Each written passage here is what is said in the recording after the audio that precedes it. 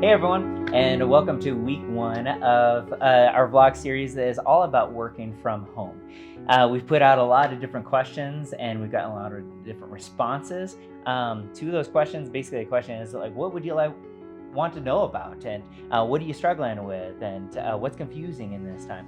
And we've gotten a lot of great answers. First one that we're going to be tackling today is basically, how can you set times for work and times for family when everything just blends together?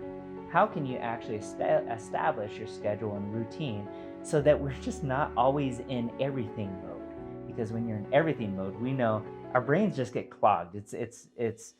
Our brain is actually meant to be organized and works better when it's organized. But when everything is on all the time, it's kind of like the junk drawer in our kitchen, where everything goes and nothing's organized. So we're going to talk about basically, how do you organize things so that we can take a breath and we can shift from one thing to the next. We can actually have times of work, times of rest, times of play. Mm-hmm. So the hard thing in this season is we're being asked to be our own managers, which, if you're anything like me, and maybe I'm alone in this, but sometimes managing ourselves is harder to do than anything else, right?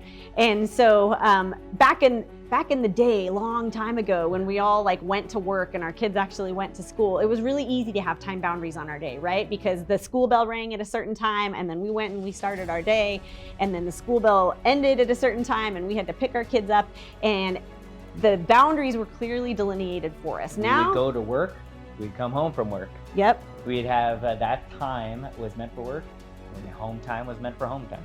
Now it's really hard to tease the two apart. Yeah. So one thing that I found is really helpful for me is actually I've gone back to using a paper calendar in this season, which is crazy, right? Because there's every time management system that's electronic in the world, and I'd rather use paper, because what I've had to do is get really real with the amount of hours that I have every day to actually get the things done that I need to get done.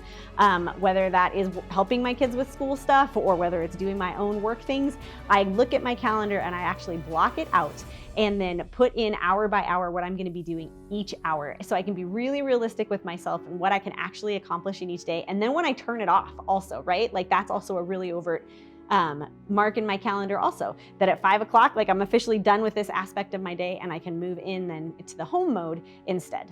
I would also say, have certain times for you. Have certain times that you set aside where you do those things that bring you life. I'd encourage you to have a quiet time of meditation, time of prayer, time where you enjoy a book or enjoy, vegging out, enjoy going for a bike ride, enjoy spending time with friends. Do something for you. So you have time for individual time, or a time for couple time and family time if you have a family, time for friends.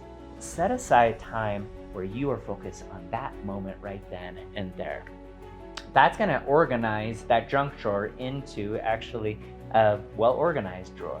And then you can look at that and you can say, at least I know I'm going to do it then. And so now I don't have to think about that. That really helps to clear up what's going on inside, and helps us to have moments where we can breathe and moments where we can engage as well. So intentionality, thoughtfulness, being planful, these are things, again, that before, when we had our own exterior managers of time for us, going to work, going to school, those kinds of things, we didn't have to be as intentional. But in this season, we have to be so intentional. And so we would encourage and challenge you to really think through an average day. What does it look like for you? What do you need to get done? And then how can you bookend that in a way that actually leave space for you to connect emotionally with other people in your life on terms that aren't work related, right? Or aren't school related and those kinds of things. So we hope that's helpful, and we'll look forward to touching base on our next question next week.